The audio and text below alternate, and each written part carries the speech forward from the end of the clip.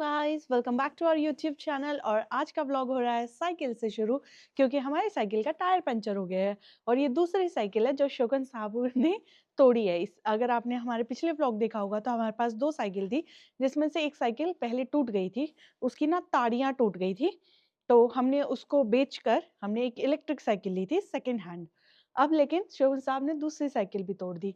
अगर मैं आपको जापान के साइकिल के फैक्ट्स बताऊँ तो यहाँ पर वेट के अकॉर्डिंग साइकिल मिलती है। अगर आपका 90 केजी है तो उसके अकॉर्डिंग आपको साइकिल लेनी चाहिए। ऐसा नहीं है कि जो सबसे सस्ती है वो ले लो। हम लोग जब इंडिया यहाँ आए थे इंडिया से, तो हमारे दिमाग में यही था कि चलो 1 साल ही रहना है, नॉर्मल सी प्राइस की साइकिल ले लेते। तो हमने 40,000 में साइकिल ली थी। बट हमने गलती वहाँ कर दी कि हमने अपने वेट के अकॉर्डिंग साइकिल नहीं ली। ये चीज़ हमें तब पता चली जब हमारी लास्ट साइकिल टूटी और हम उसे ठीक कराने गए। तो इसलिए अब ये दूसरी साइकिल भी, इसका एक्चुअली टायर पंचर हो चुका है। अभी देखते हैं टायर पंचर कितने पैसे में ठीक होता है और कितना पैसा लगता है, कितना टाइम लगता है। क्योंकि पिछली बार जब उसकी ताड़ियाँ टूटी थी तो उस पूरे एक टायर को ठीक करने के लिए 10,000 लग रहे थे और हमने पुरानी साइकिल 15,000 में ले ली थी, तो इसलिए हमने उसे डंप कर दिया। तो चलिए मेरे साथ चलते हैं साइकिल शॉप पे। आज मैं आपको दिखाती हूँ कि जापान में लोकल साइकिल शॉप्स भी होती है, जैसे अपनी इंडिया में होती है। अभी ये देख लीजिए, फ्लैट टायर हो चुका है साइकिल का, तो इसे लेकर चलते हैं। और मुझे 1:30 बजे तक वापस भी आना है और फिलहाल बज रहे 11 और मुझे इसे लेके जाने में ऑलमोस्ट 1 घंटा लग जाएगा, क्योंकि एक तो चला के नहीं ले जानी है, पैदल चल के ले जानी है। और यहाँ से शॉप जो है 40 से 45 मिनट की दूरी पर है। वेदर की बात करूँ तो आज वेदर बहुत ही क्लियर है, वही ब्लू आसमान और ये कॉटन बॉल्स जैसे क्लाउड। बट हवा बहुत ज़्यादा ठंडी है, इतनी ठंडी कि आज मुझे कैप भी पहनना पड़ा, ग्लव्स भी पहनने पड़े। क्योंकि यहाँ पे जापान में अभी बहुत ज़्यादा बर्फ़ हुई है, उसकी वजह से जो ये हवाएं है ये बहुत ज़्यादा ठंडी हो गई है। कल रात को हमारे यहाँ पे भी स्नो फ्लेक्स पड़े थे, बट बहुत कम पड़े थे, जैसे बारिश आती है ना छोटी छोटी, वैसे ही थी स्नो यहाँ पे। फिलहाल अभी टाइम ज़्यादा वेस्ट ना करते हुए चलते हैं।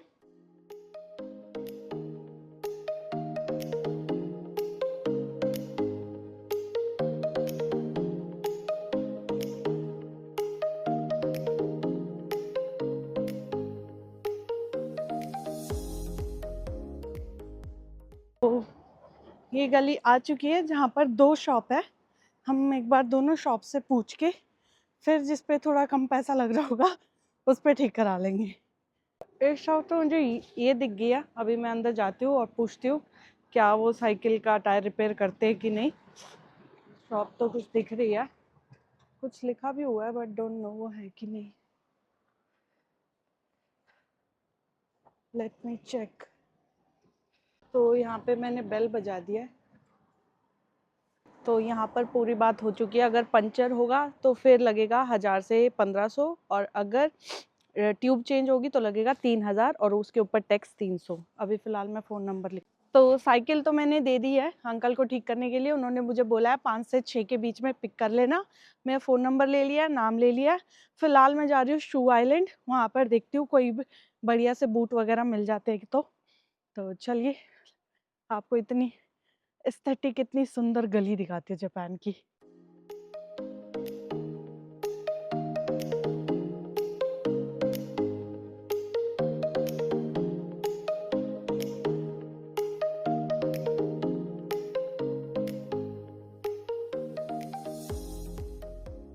तो ये आ गया शू आइलैंड। ये एक ऐसा प्लेस है जहाँ पे आपको हर ब्रांड के शूज़ यहाँ पे मिल जाएंगे, और इवन आपको लोकल जो जापान की ब्रांड्स होती है वो भी मिलेंगी।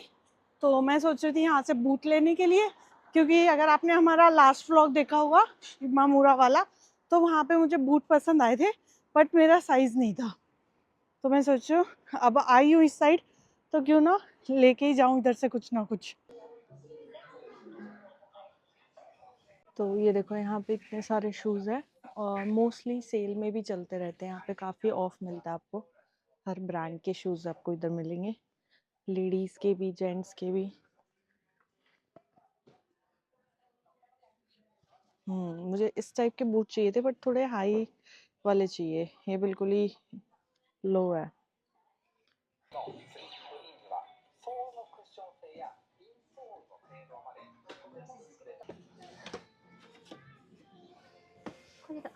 other side. Adjust other side. Size. Hi. हाँ तो कुछ भी नहीं मिला। जो बूट चाहिए थे वैसे बूट नहीं मिले, और जो एक नाइक का शूज पसंद आया उसमें साइज नहीं मिला। तो अब मैंने सोचा ज़्यादा टाइम वेस्ट करने से बेटर है कि घर चलते हैं और अपना काम करते हैं। हवा बहुत ज़्यादा ठंडी है आज लेकिन इस अंदर हीटर था, गर्मी लग रही थी तो मैंने जैकेट खोल लिया, थोड़ी देर में इसे बंद करूंगी।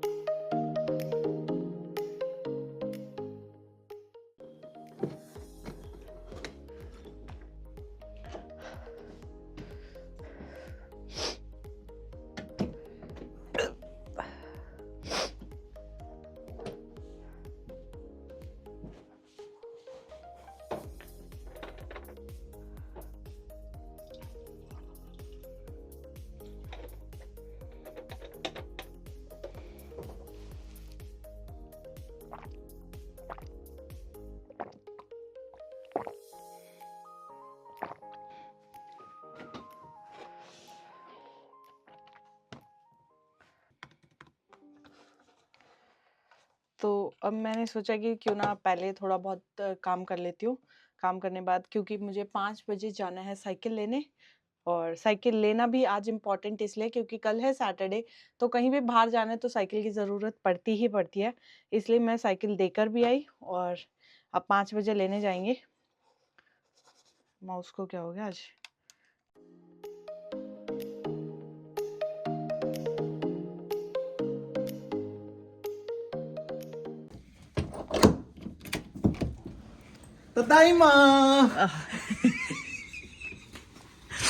मुझे मुझे लगा पार्सल आया है मुझे लगा पार्सल आया है। हाँ मैं कहा ये कौन है, मेरे को लगा पार्सल आया, मैं तो पार्सल लेने आई थी। टोकन साहब आज जल्दी आ गए थे तो हम दोनों चाय एक साथ पीने वाले हैं। वो अभी किसी मीटिंग में है तो मैंने सोचा चलो जब तक मैं चाय बना देती हूँ।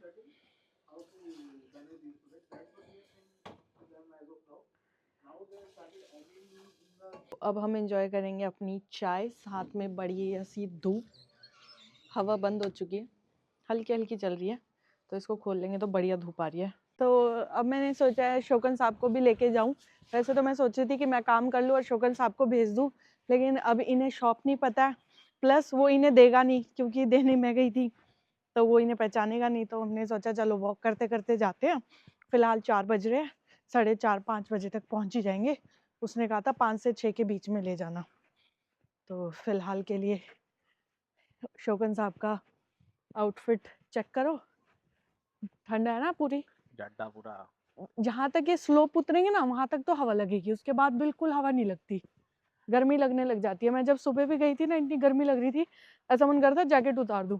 उतारी नहीं।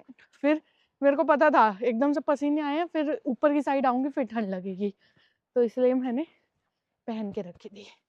आज जापान में ये पन्नी कैसे उड़ रही है? ये किसने फेंकी?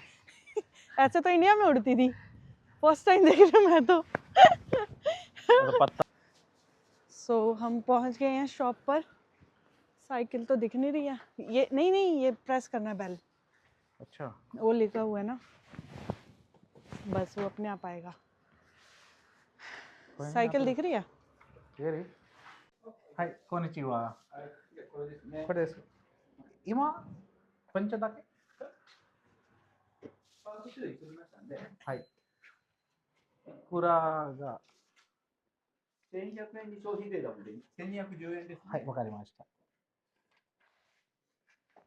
口ゴムとパンクス用意してきましたので。